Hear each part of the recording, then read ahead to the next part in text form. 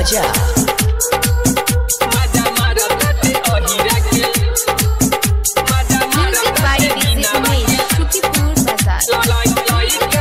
Presented by J3 Music World। रतिया में हम के बुलाई के ले आइलो बाटे पुल्हाई के का कहिए सखी रोज रोज बुला के हम मन के दुपद तय सखी। हाँ रतिया में हम के बुलाई के ले आइलो बाटे पुल्हाई के पूरा माजा हमर लसौरहनी हमर लसारी के सखी न पानी पियता ते न पिए देता साफ मन छछना देता रे। तोरे हम के बोलावता बगीचा रे मजा मारता ते बिनावा के लाइका रे रोज हम के बोलावता बगीचा रे मजा मारता ते अहिरा के लाइका रे।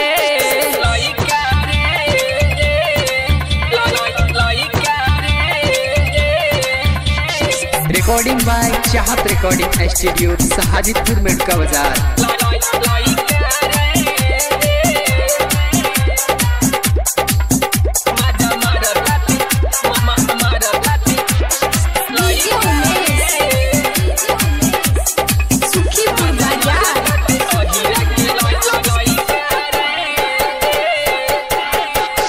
रतिया में 3 बार लेवेला तब नहीं मन ओकर भरेला।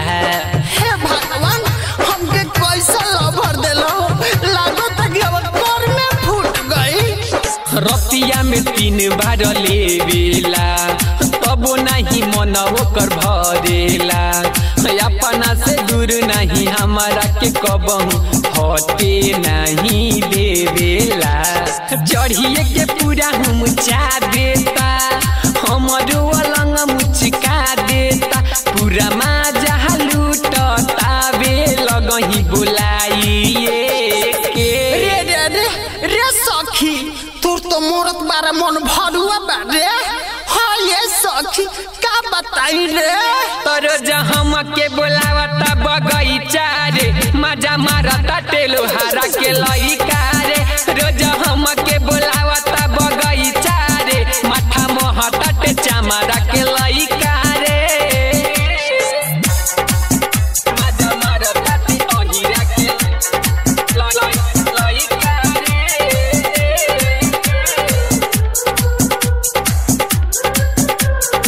मिक्स बाय चाहत रिकॉर्डिंग स्टूडियो साजिदपुर मेडका बजा। Music by DJ Umesh, Shukipur Bazaar। रोज रोज लतई हो धैले बा कवि नितेश पगलैले बा।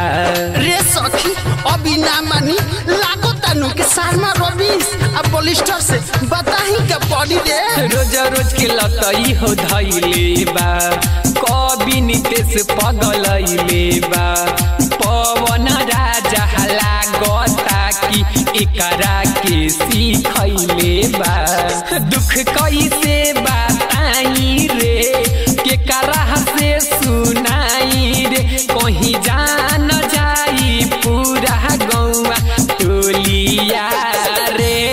अरे सखी भगवान ऐसा लभर कोनो पिलियो के मन देश रे। तोरो हम के बोलावता बगीचा रे मजा मारता ते बिनावा के लइका रे रोज हम के बोलावता बगीचा रे मजा मारता ते अहिरा के लइका रे।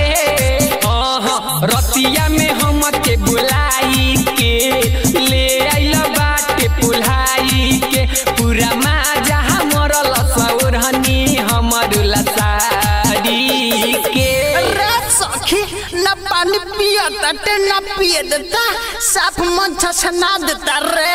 तोरे हम के बोलावता बगीचा रे मजा मारता ते बिनावा के लइका